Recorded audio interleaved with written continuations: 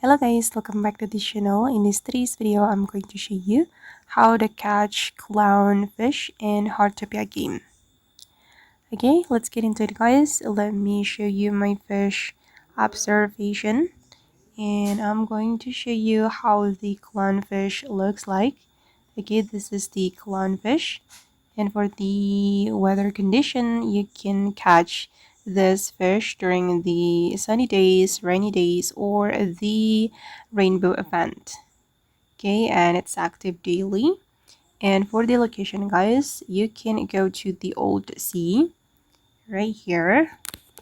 Wait, let me show you. Okay, this is the old sea. You can open up your map and go to the old sea. Okay, then you can equip your fishing tools. Okay, and start to do your fishing hobby right here. Oops, it's broken, so I need to use my repair kit. Okay, done, and I'm going to do fishing. And if we're lucky, we'll get the clownfish. Alright, wait.